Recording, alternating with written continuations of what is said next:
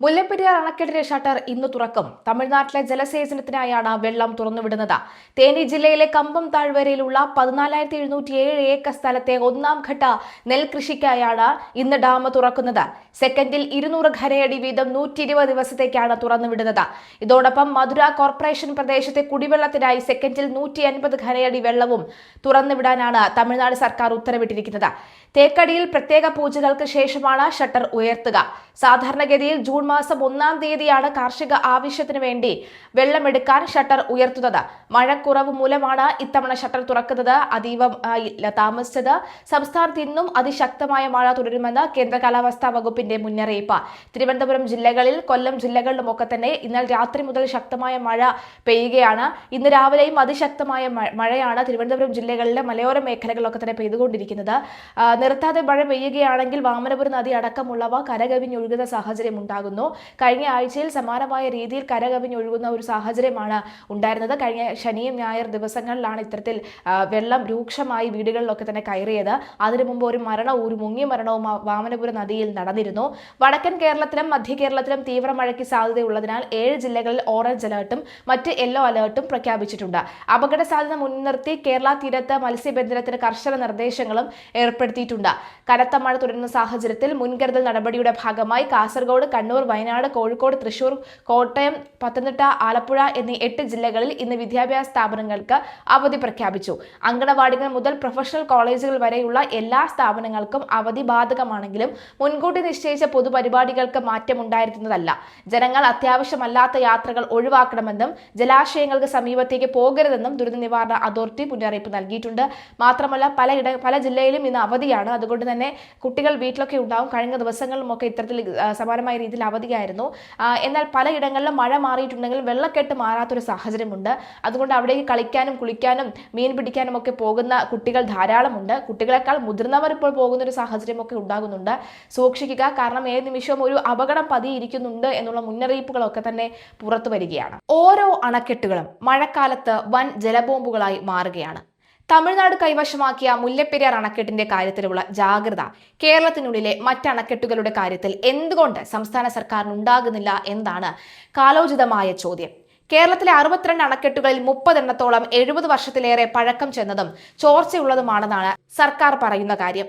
പല അണക്കെട്ടുകളിലും വേണ്ട വിധം സുരക്ഷാ പരിശോധന നടക്കുന്നില്ലെന്നും ഡാം സേഫ്റ്റി കമ്മീഷൻ ഓരോ വർഷവും നടത്തുന്ന പരിശോധനയിൽ കേരളത്തിലെ വിവിധ ഡാമുകൾക്ക് ബലപ്പെടുത്തൽ അനിവാര്യമാണ് എന്നും റിപ്പോർട്ട് നൽകിയ ശേഷവും എന്തുകൊണ്ടാണ് ഇത്തരത്തിൽ സുരക്ഷ ഉറപ്പാക്കുന്നതിൽ വീഴ്ച വരുന്നത്? തേന്മല, പീച്ചി, മാട്ടുപ്പെട്ടി, അതുപോലെ തന്നെ ഭൂതത്താൻകെട്ട്, മലമ്പുഴ, പോത്തുണ്ടി, കാരപ്പുഴ, കഞ്ഞിരപ്പുഴ, കക്കയം, ബാണാസുര സാഗർ, പഴശ്ശി ഉൾപ്പെടെ നിരവധി അണക്കെട്ടുകൾ 100 വർഷത്തോട് അടുത്തുകൊണ്ടിരിക്കുകയാണ്.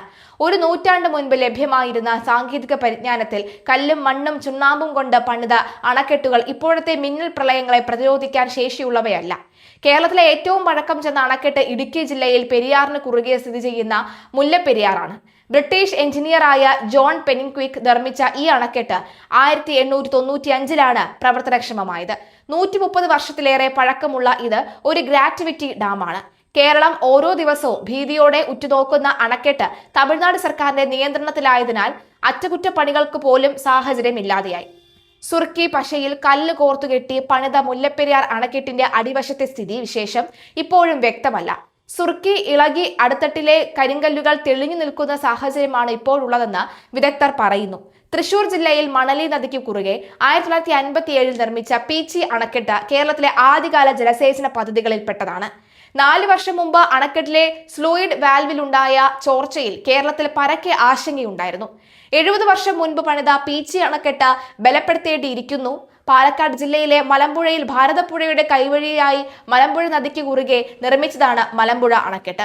1955-ൽ ഇതിന്റെ നിർമ്മാണം പൂർത്തിയായി. നെയ്യാർ അണക്കെട്ട് 1958-ൽ ആണ് ഈ അണക്കെട്ട് പ്രവർത്തനം ആരംഭിച്ചത്. അതുപോലെ തന്നെ മുതിരപ്പുഴ ആറ്റിൽ 1954-ൽ നിർമ്മിച്ച മാട്ടുപ്പെട്ടി അണക്കെട്ടിന് 3/4 നൂറ്റാണ്ട് പഴക്കമുണ്ട്.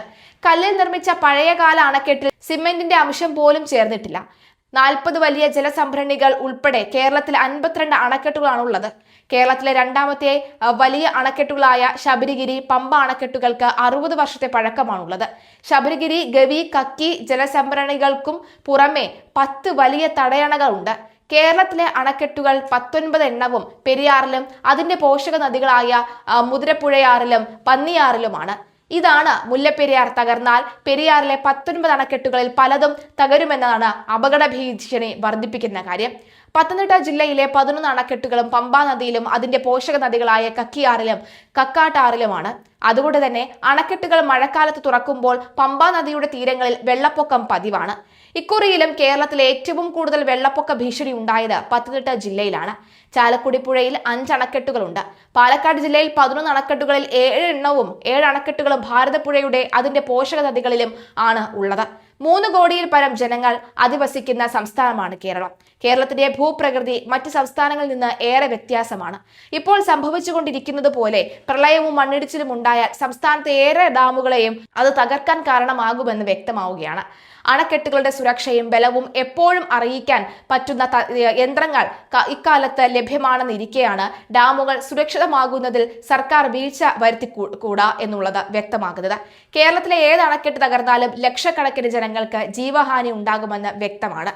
ഇതര സംസ്ഥാനങ്ങളിലും വിദേശികളിലും അണക്കെട്ടുകൾ തകർന്നുണ്ടായ വൻ ദുരന്തങ്ങൾ കേരളത്തിനും പാഠമാകേണ്ടതാണ്. അത് ഇനിയും സമയം അതിക്രമിച്ചു എന്ന് വ്യക്തം. മുല്ലപ്പെരിയാർ അണക്കെട്ടിലെ ജലനിരപ്പ് ഇനിയും ഉയർത്തുമെന്ന തമിഴ്നാട് മുഖ്യമന്ത്രി ജോസഫ് വിജയ് തമിഴ്നാട് നിയമസഭയിൽ പറയുമ്പോൾ കേരളത്തിന് ചങ്കിടിപ്പേറുകയാണ്. 30 ലക്ഷം പേരുടെ വരെ ജീവനും സ്വത്തുവകകളും മാത്രമല്ല, കേരളത്തെ 6 ജില്ലകൾ നാമാവിശേഷമാകുമെന്ന മഹാദുരന്തം ഏതു നിമിഷവും സംഭവിക്കാമെന്നതാണ് കേരളത്തിന്റെ ആശങ്ക. ഇതിനിടയിലും അടുത്തയിടെ നടത്തിയ മുല്ലപ്പെരിയാർ അണക്കെട്ട് ബലക്ഷയം പരിശോധനാ ഫലം എന്തുകൊണ്ട് കേന്ദ്ര സർക്കാർ പൂഴ്ത്തി എന്നതിൽ ആശങ്ക ഏറുകയാണ്. ഇതിൽ തമിഴ്നാട് സർക്കാരിനും കേന്ദ്ര സർക്കാരിനും ഒത്തുകളി ഉണ്ടോ എന്നാണ് സംശയിക്കേണ്ടത്. 1.25 നൂറ്റാണ്ട് മുൻപ് പണിതീർത്ത അണക്കെട്ടിന്റെ ബലവും സുരക്ഷയും പരിശോധിക്കാൻ നടത്തിയ റിമോട്ട്ലി ഓപ്പറേറ്റഡ് വെഹിക്കിൾ പരിശോധനാ ഫലമാണ് പൂഴ്ത്തിവച്ചിരിക്കുന്നത്. കഴിഞ്ഞ ഡിസംബറിൽ നടത്തിയ 12 ദിവസത്തെ പരിശോധനയിൽ അണക്കെട്ട് സംബന്ധിച്ച് പ്രധാനപ്പെട്ട വിവരങ്ങൾ ലഭിക്കുമെന്നായിരുന്നു പ്രതീക്ഷ. 2011 മാർച്ചിൽ പരിശോധന നടത്താൻ ഒരുക്കിയെങ്കിലും ഉപകരണം തയ്യാറായി പരിശോധന മുടങ്ങുകയായിരുന്നു. വീണ്ടും 14 വർഷത്തിന് ശേഷമാണ് ഫ്രാൻസിനെത്തിച്ച ഉപകരണം ഉപയോഗിച്ച് പരിശോധന നടത്തിയത്. ഈ പരിശോധനയിൽ അണക്കെട്ട് അടിയന്തരമായി പൊളിച്ചു മാറ്റേണ്ട വിധം ദുർബലമാണെന്നാണ് സൂചന.